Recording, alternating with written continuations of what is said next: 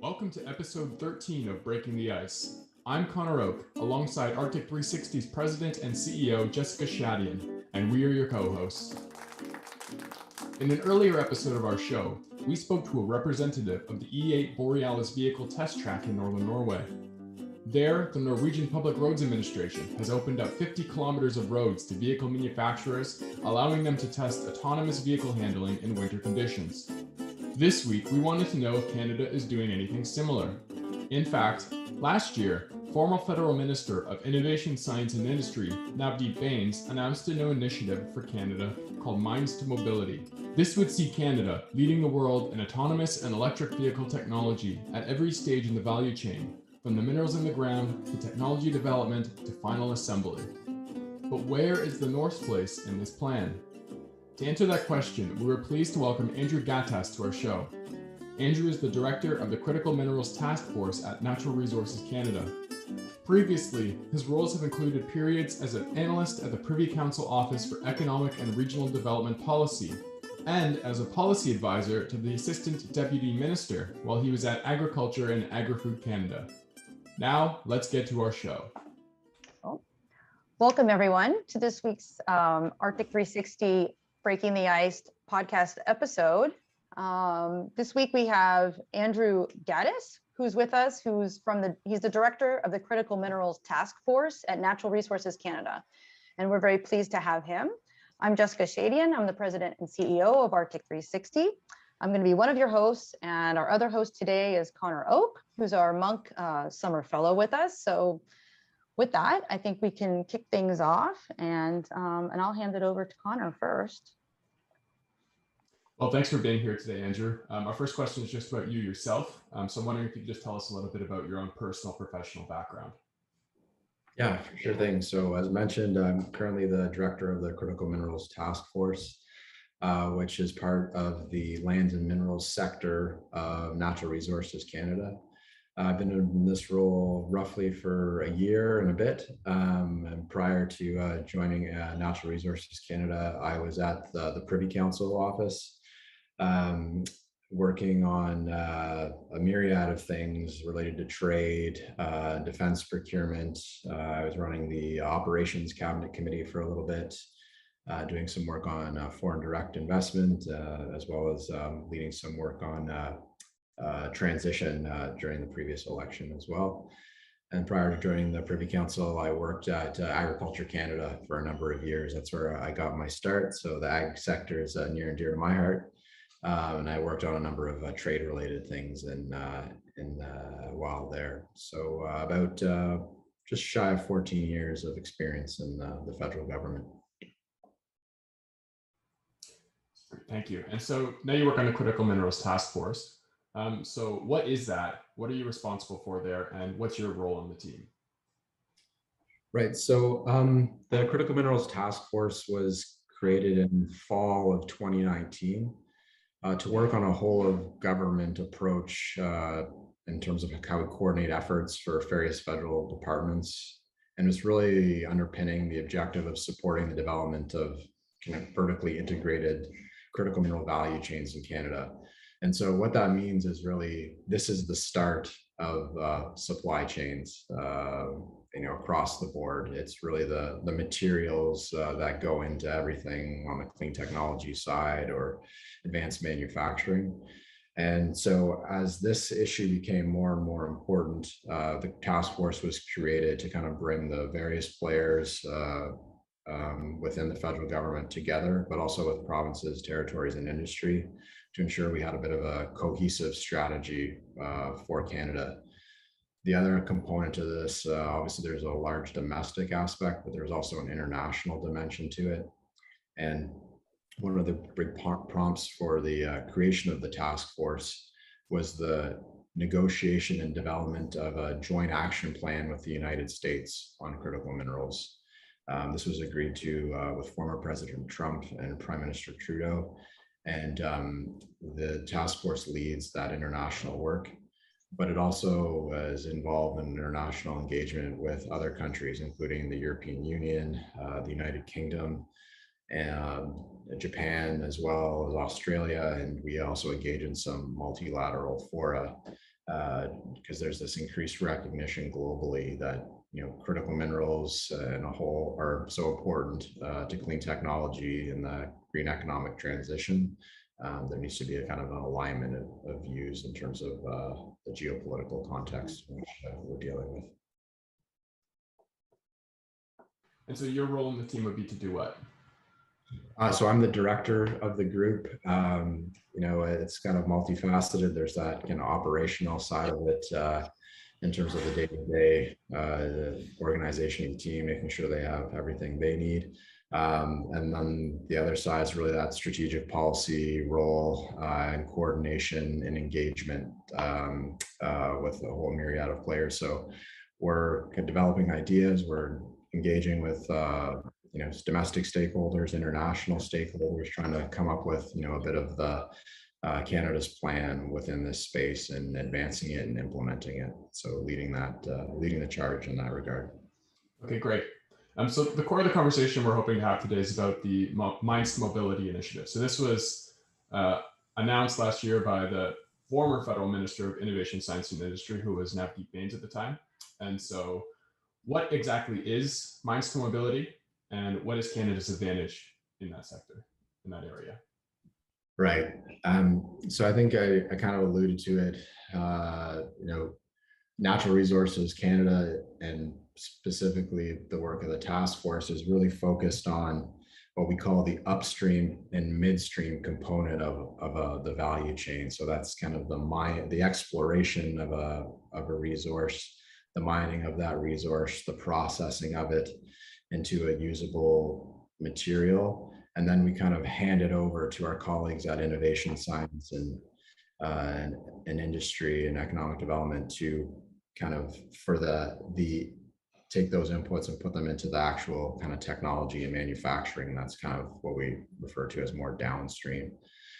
So we work hand in glove with them. And I think that the tagline Mines to Mobility is kind of emblematic of the approach we're taking. It's really that full value chain.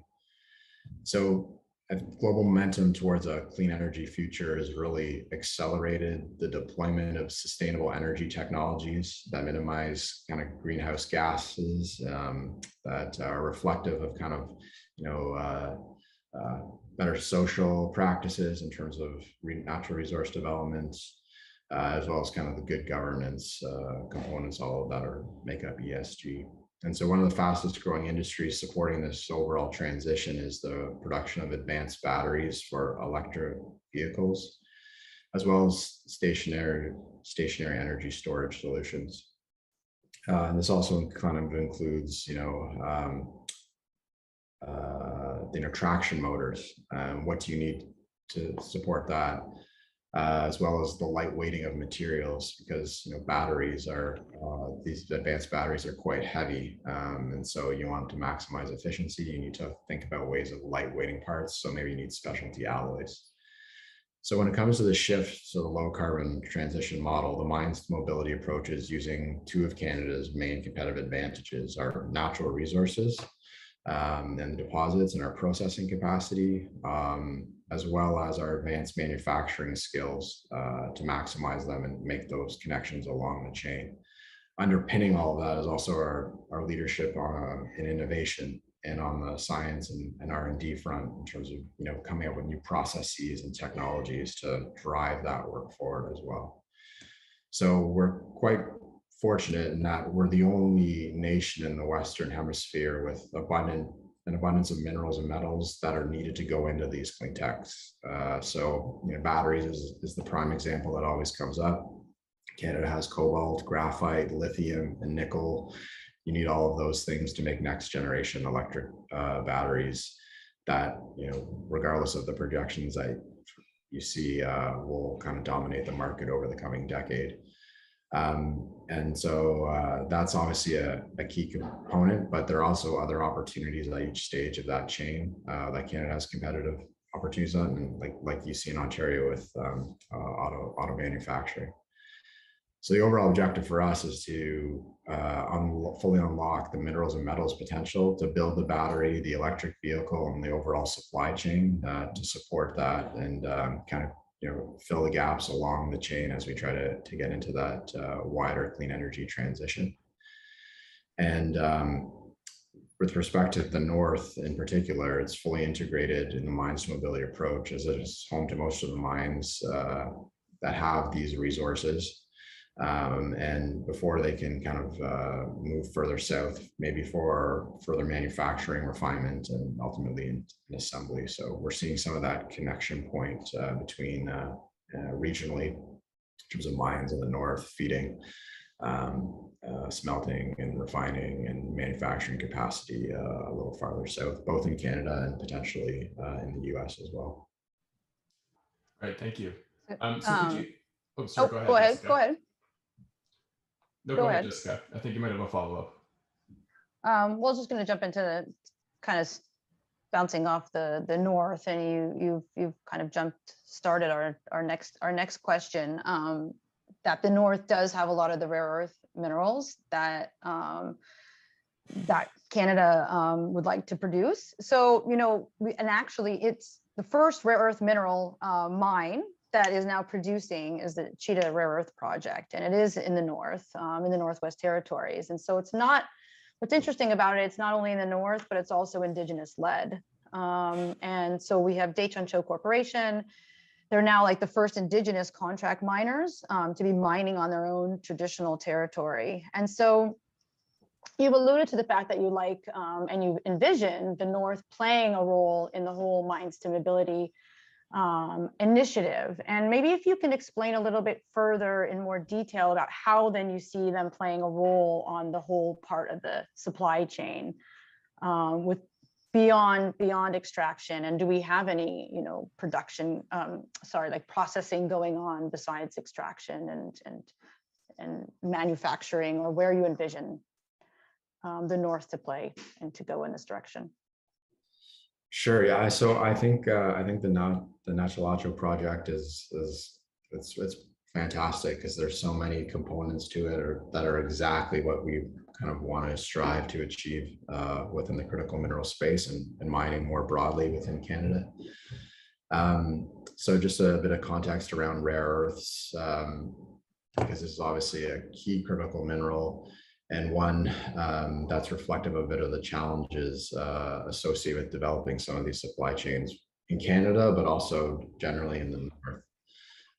So Canada actually does have the 4th largest reserves of rare earth elements in the world. But this is the first site that it's actually going to mine them. The challenge around rare earths is that traditionally they're not economically concentrated, and so they're very difficult to extract and to pull a form out that we can use, because there's also multiple stages of processing required before you get those minerals into a state that it can be turned into a magnet. And then that magnet ultimately goes into a whole host of technologies, wind turbines, electric vehicles. I mean, those are just a few of the examples. So rare earths have average, I won't get into some of the science around it, but they're almost like commonly used in industrial metals such as nickel and zinc. But the difference is that in nature, rare earths do not exist as an individual native metal, and that's because of their reactivity. And so they instead occur together in numerous minerals and either minor or major constituents. So the Nachalacho Rare Earth Project is located at Thor Lake near Yellowknife. The property is rich in rare metal resources with the potential for economic recovery of what we call a heavy rare earth element. And those are really important for those permanent magnets, among other things. And so Cheetah had a great vision in terms of aiming to be the first Canadian commercial production and an exporter of mixed rare earth precipitate. This is at an earlier stage, so a pre-separation stage. Again, there's multiple steps along this to actually get into that usable product. And so they're concentrating the rare earth ore in the Northwest Territories and processing the concentrate in Saskatchewan through a partnership with the Saskatchewan Research Council. And so again, you're seeing a bit of that regional supply chain developing with this project being a bit of an example. And so you mentioned the other kind of intangible that's associated with is the Indigenous partnership. That the Canadian mining sector has actually been really good at in encouraging those types of collaborations. And I think we're just only going to start to see more of that, particularly in the north as projects start to come online. And so Cheetah had received, letters of support from local Indigenous groups in developing its project. I think that was key in its advancement. As you mentioned, the Denocho Nahani Construction Corporation, owned by the Yellowknife Dene First Nation, signed the agreement to run the mining operations on the project in their own traditional territory. And so that's kind of, I think, another fundamental that has allowed the project to move forward. And it provides an example kind of to the world that Canada is able to advance natural resources projects and do it in such a way that's collaborative and in partnership with First Nations. And so that's the S in the ESG equation. And so it's really fundamental to being able to do that. And we are able to support this project as a federal government through CanNor, which is our regional development agency for the North. It invested about $5 million in the project so that the entity could purchase a new ore sorter, which will allow the mine to ramp up its operations. And so support for initiatives like this are essential to the kind of overall economic recovery from COVID, diversification, and then long-term economic sustainability of Northern and Indigenous communities. And that's where we see this as a great opportunity, because obviously mine sites are often located in rural, remote northern regions, and there's this great opportunity for new models to kind of come to the fore in terms of Indigenous participation and partnership in terms of the development of those resources. And so, I mean, I think the part of the challenges in the north, obviously it's quite vast. There's an untapped potential there.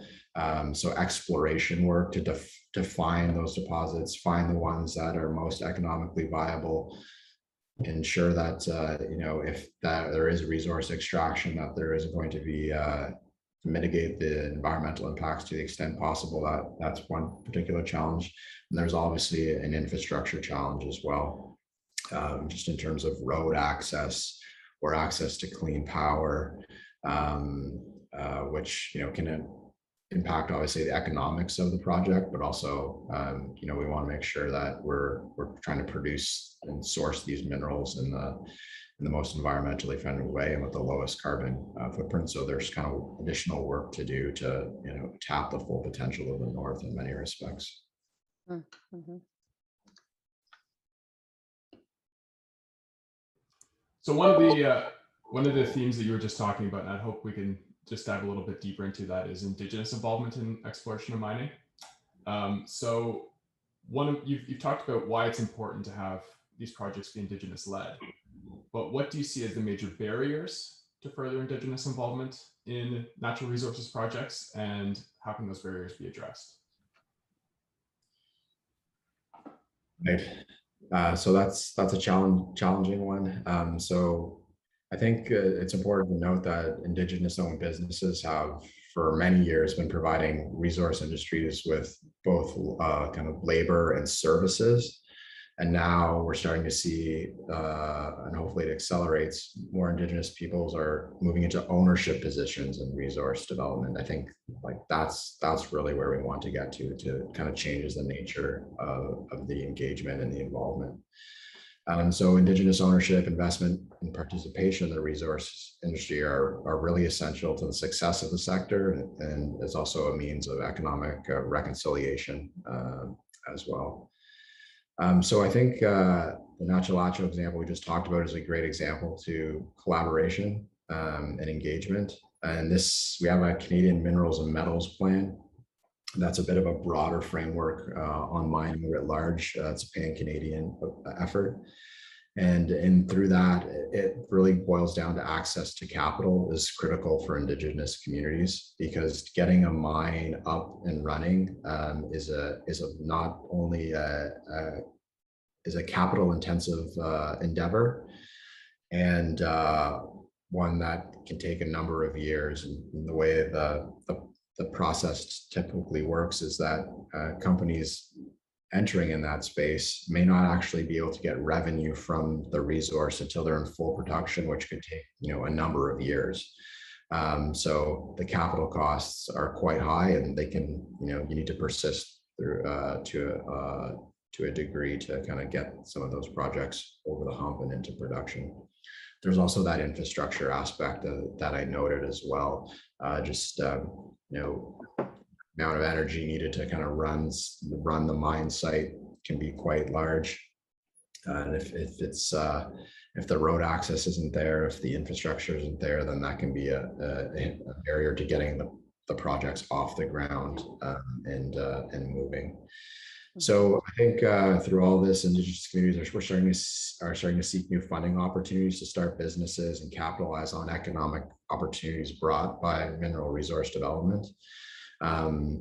And so I think capacity building is kind of key to this, to kind of not only help build up the capacity in terms of the community to run the mines, but there's also, skills, training, and strategies, policies and protocols to institute more meaningful participation in the stewardship of the land, and also kind of managing the environmental effects of a mine site. I mean, just you can mitigate it, but there will be some negative impacts. So I think building a capacity to manage all of the multifaceted aspects of a mining project is kind of quite key, in addition to the financial, the direct financial support that's needed to bring these into production, just given how high the capital costs are associated with them.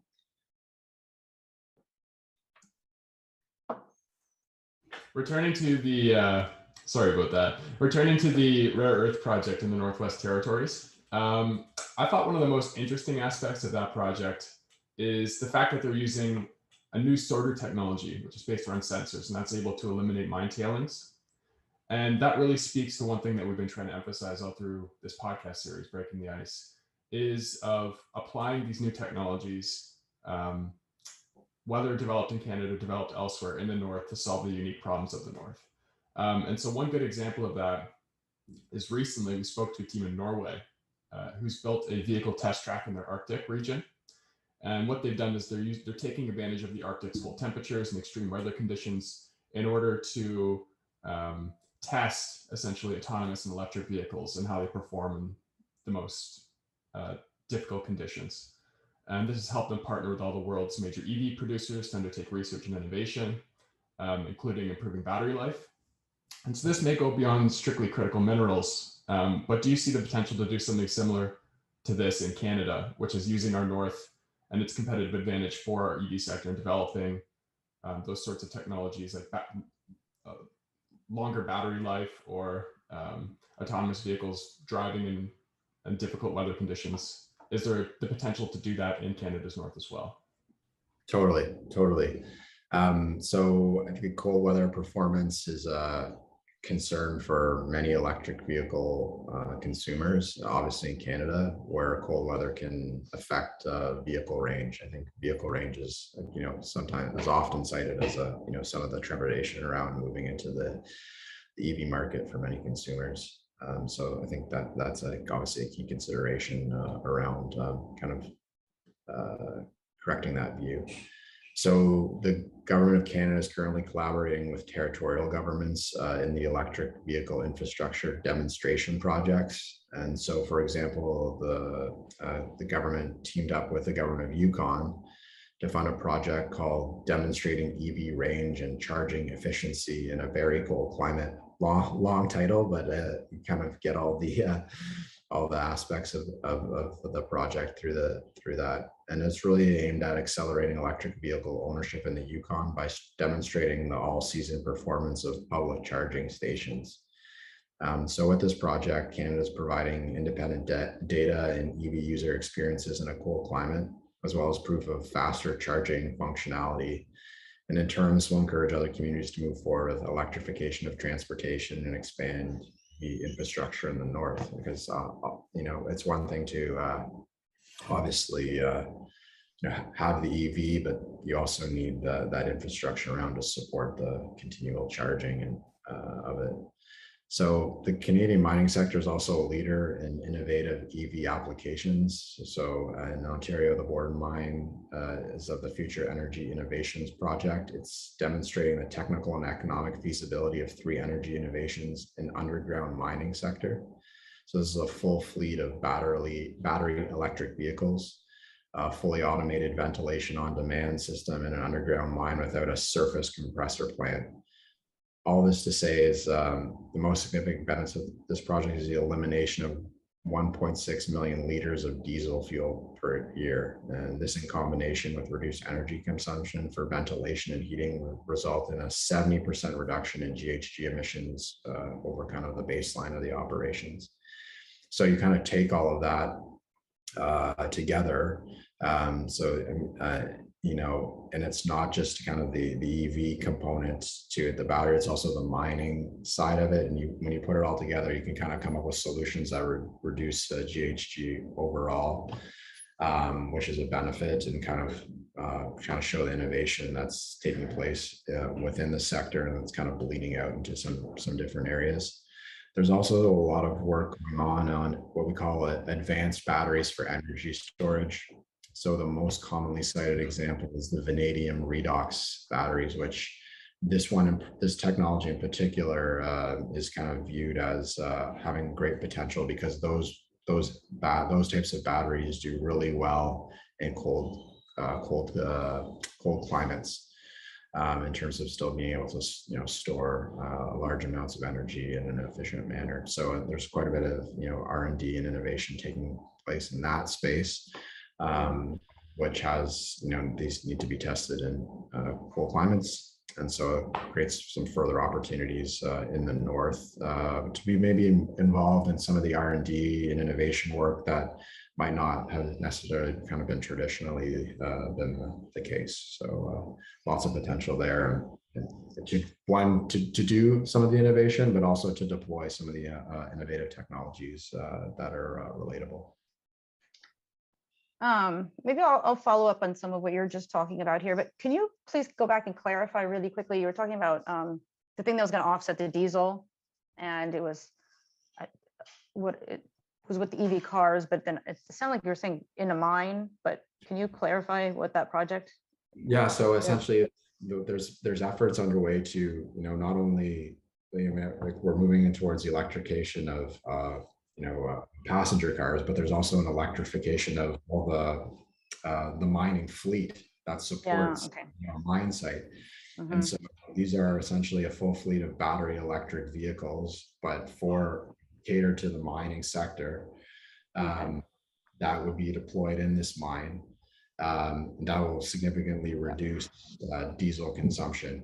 And a lot of the mine sites in the north in particular run on diesel because they're not connected to the grid. So as you kind of expand out the infrastructure, and then you find these other solutions, you can reduce the overall consumption of diesel overall and kind of green the mine in a different way. So there's that connection to EVs, but it's expanding it out and kind of the view into these other areas. It's still an electric vehicle. It's just kind of not the passenger version of it, but still another unique opportunity.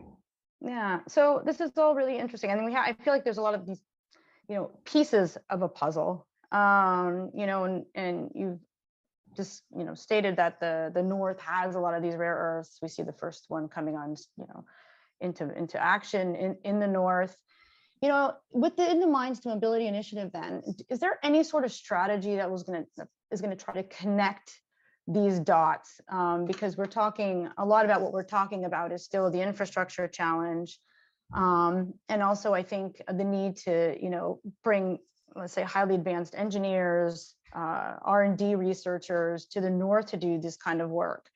I'm going to try to connect a bunch of things. One of the things you alluded to was the project with the Yukon. And I don't know if this report is a follow-up or if this is the same report, but I did read a report put out by the Yukon that was talking about, because battery life in cold weather is problematic, that at this point there's not a lot of opportunity for the EV in industry in the Yukon. And so I'm thinking, and you're talking about there's, these kind of advanced batteries for storage. And this is an opportunity for research and development. And I'm just curious as to where this research is taking place and if it's something that there's an opportunity for in the North. And so, how do we basically then address the infrastructure gap? How do we bring in highly skilled engineers into the region? Currently, I would say that a lot of, and I think this is speaking to getting this Mines to Mobility initiative up and off the ground. A lot of the innovation hubs currently, as they exist, are still in the southern part of Canada.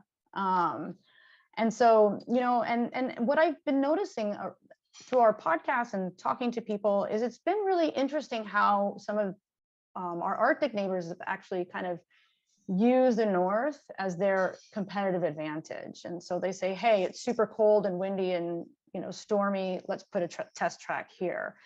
And I've seen that, the only announcement I've seen is one that's going to be put in Ottawa. The Greenland, we talked to the Greenland Mining School, and they have these partnerships with other universities around the world. And so it's helping to bring really good professors to teach in this program. So I'm just trying to think about how we can, is there a plan to try to connect, like a strategy to connect the infrastructure gap to the Mines to Mobility initiative to help basically propel this economy, and not just a northern economy, but obviously it'd be for the whole of Canada. And then how can we better attract highly skilled labor? If we attract highly skilled labor to the North, then also it's going to help grow the capacity of the North's current workforce, right? Because it's learning from each other. And so what are some things that maybe we are doing and we could be doing to help with this? Yeah, so I'm kind of going to go out maybe a bit of my area of focus and kind of general expertise. But so we are working on a bit of a broader strategy that brings kind of multiple aspects of this of the file together. I think on critical minerals, and maybe it's similar for other sectors, but other commodities just in general, there's a whole host of challenges. I shouldn't say problems, but challenges to overcome. Whether it's kind of technological processes that you need given a specific ore type, infrastructure. There's the market dynamics because of supply concentration in certain countries that essentially can crowd out any new projects. So there's a lot of kind of things to work through. But we're working towards putting out a critical mineral strategy for Canada that articulates an approach that would address all the challenges along the chain.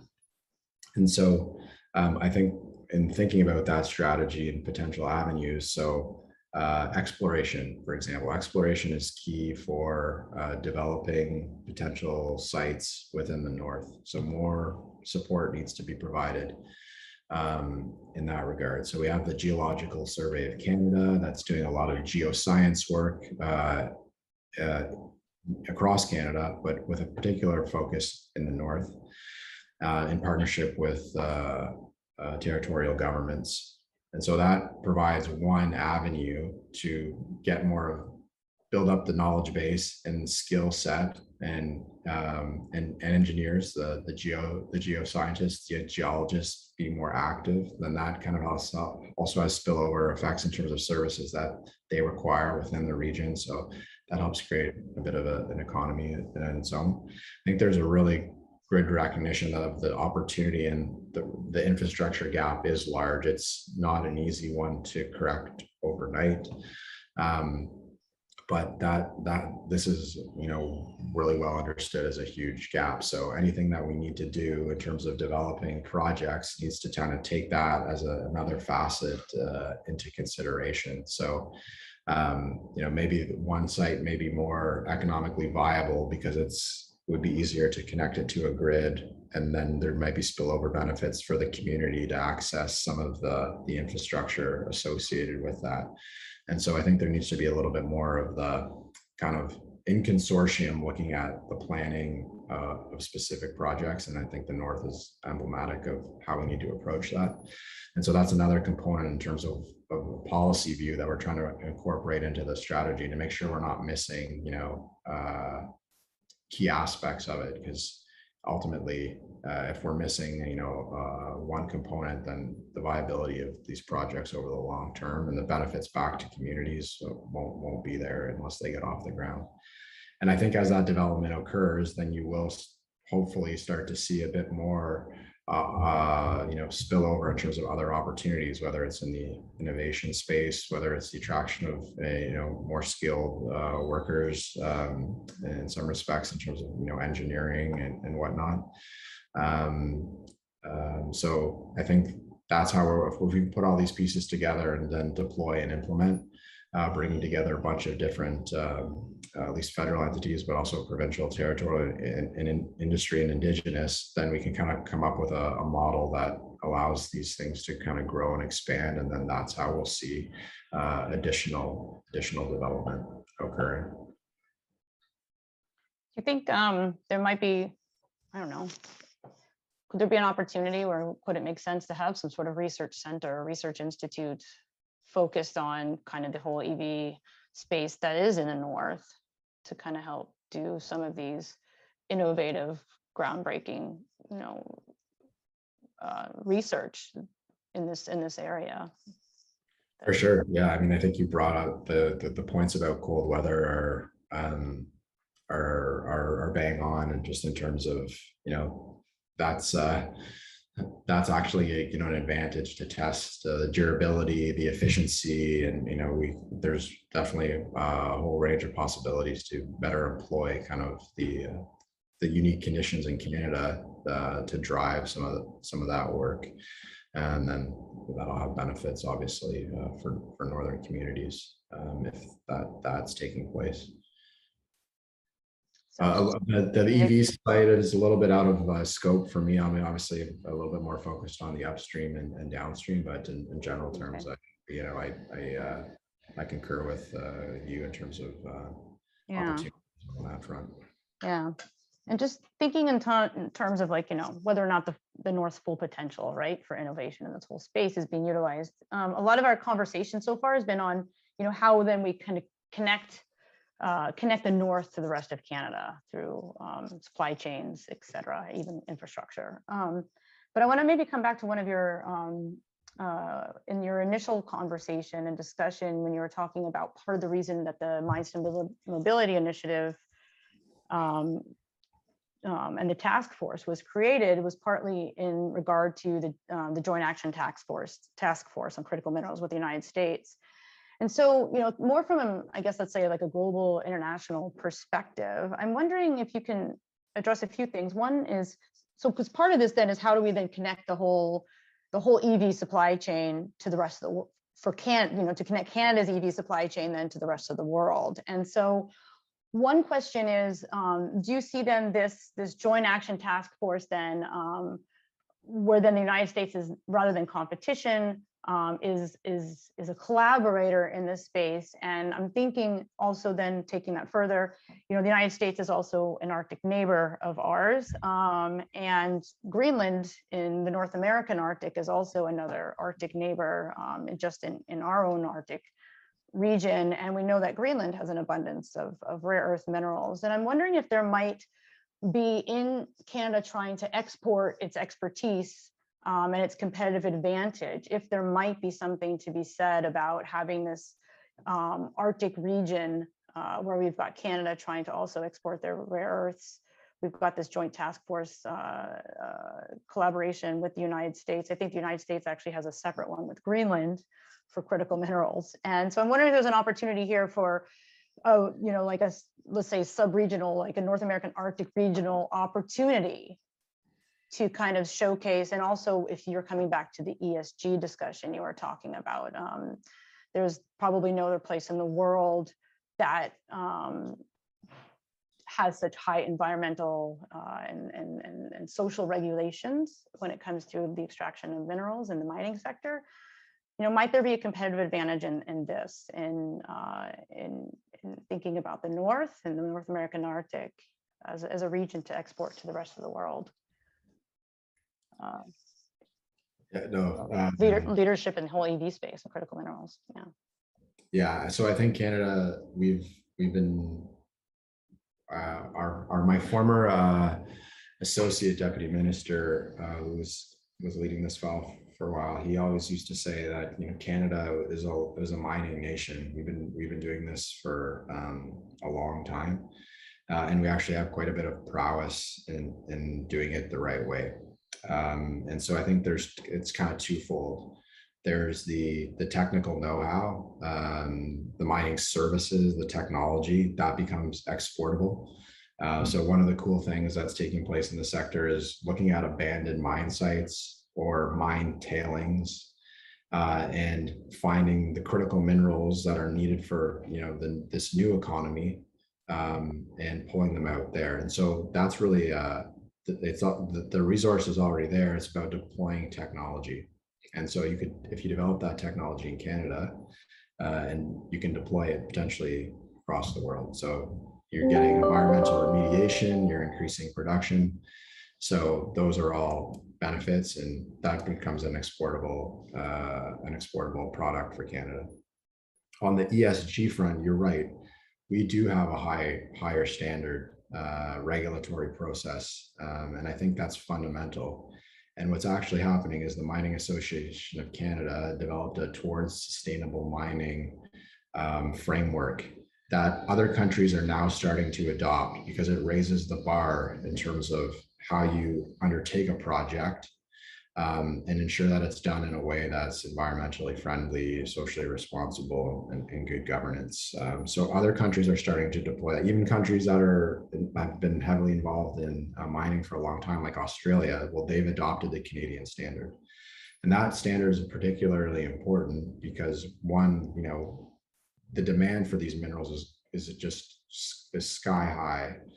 Some of the projections, whether it's from the World Bank or the International Energy Agency, all for the clean tech side of it, it's just massive.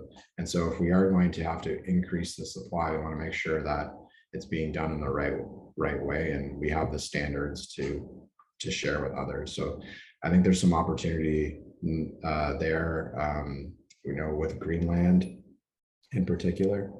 You brought up the US aspect in terms of a bit of competition. So there is competition in this space. I think batteries is emblematic of the competition that's occurring, obviously, because it's quite important for long-term economic prosperity and the way that markets are starting to shift.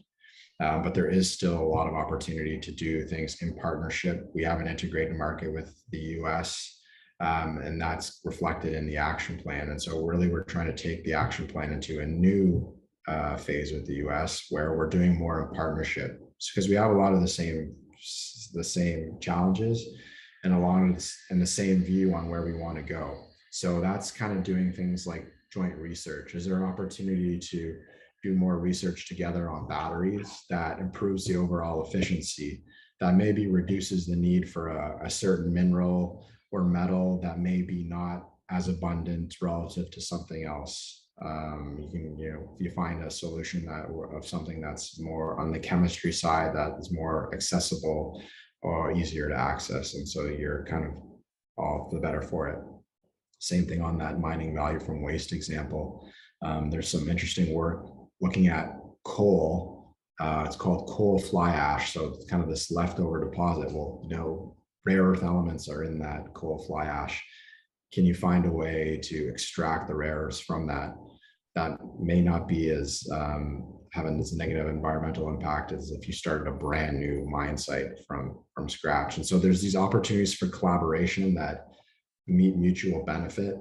One other thing we're considering with the US is how do we ensure a framework, whether it's traceability, so across from the start to the finished product, in terms of demonstrating those good ESG practices and low carbon intensity, that we can then, use as a branding and premium. But we need to do that in tandem with our partners, particularly the US, because the market is so integrated, particularly in something like in autos. So there's great opportunity there. And because of Canada's longstanding position in this, we have this opportunity to be kind of a leader in that on multiple tracks and kind of lead the conversation on best practices and where we should go collectively, kind of for mutual benefit at the end of the day. And the Arctic is increasingly entering into some of these conversations. I think, as I noted a few times, the kind of the geopolitical considerations around this are always top of mind. And so the US, the UK, we've had some outreach from Scandinavian countries and Denmark in particular in terms of looking at some opportunities to collaborate and do a bit more, particularly in the Arctic and also in connection to Greenland. And so I think you can, when you take that approach, you can find ways to ensure that any outcomes, mutually beneficial in many respects. It might not make complete sense to have a processing facility in Greenland, but if the material is coming, to Canada for processing, and with our, with our smelting capacity that runs on, say, hydropower, so zero ESG emission or GHG emissions, then those are kind of optimal outcomes that for everybody that we could try to pursue a little bit more. So lots of opportunity. It's just lots of moving pieces to kind of bring us all together to an overall cohesive strategy.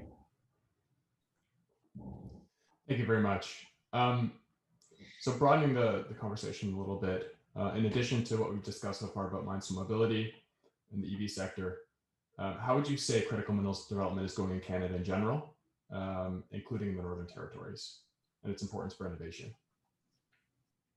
I think it's we've started. There's lots more work to do, but I think when you kind of get a handle on all the work that's being done in this space, Canada is making great strides. So I'll use the example of a First Cobalt, which is kind of situated a bit more in northern Ontario. They're developing a cobalt processing facility that's going to feed the EV market. So the government provided some seed funding there. You have the Nachalacho project. There's a number of projects happening kind of in Quebec that are starting to develop. And all of this is positive in the sense that it kind of puts Canada on the map, shows that we can develop these things. And when we kind of take that and map some of the opportunities and potential in the north, that just kind of adds some further momentum. And so now it's really about kind of making sure that we have a cohesive approach that kind of addresses all the particular challenges associated with some of the overall project development, getting that in place, and then we'll be able to take another leap forward in terms of moving into greater production, which will then have all those benefits in terms of regional economic development, particularly in those northern, remote and indigenous communities. So we're making strides. I think there'll be more positive announcements in the near future, but there's still kind of a ton of work to do. And I think it's also really important to just consider the timeline here. This isn't something that we're going to achieve, in 1 to 2 years, maybe even 5. This is kind of like a longer term strategy. We're talking all the way, Right. 10, 15 years plus. But we need to kind of continue the momentum and continue to grow it, because it won't happen overnight. These are large scale industrial projects that need to be done the right way, and so that will take time. So I'm just looking at the clock and I'm conscious of your time here. So I just wanted to ask you one final question. Basically, is there anything else you think our audience should know about mines to mobility or the critical minerals development in Canada that we haven't mentioned thus far in the conversation? I'm trying to think of anything that comes to mind. I think one thing I might have forgotten was that we have a critical minerals list.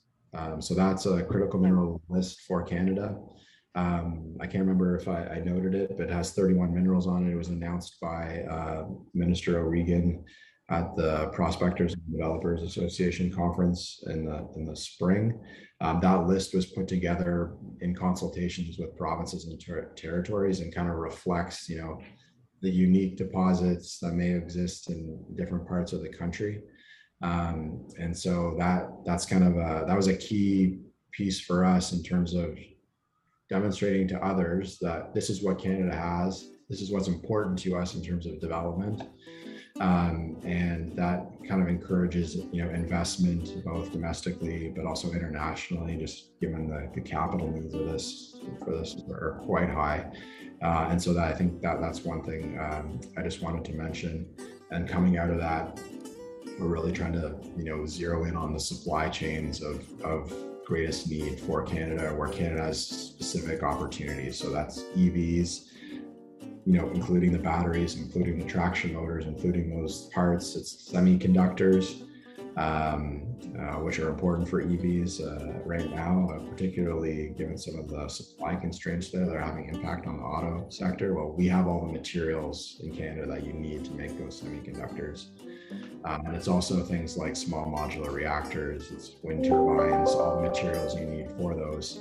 That if we can kind of build those supply chains in Canada, they'll have a whole range of benefits across the board. So the strategy is still coming together, but I wanted to add those kind of two components, the list and some of the areas where we're kind of zeroing in and focusing a bit more to kind of build up the upstream and midstream capacity to be the material suppliers and connect those supply chains.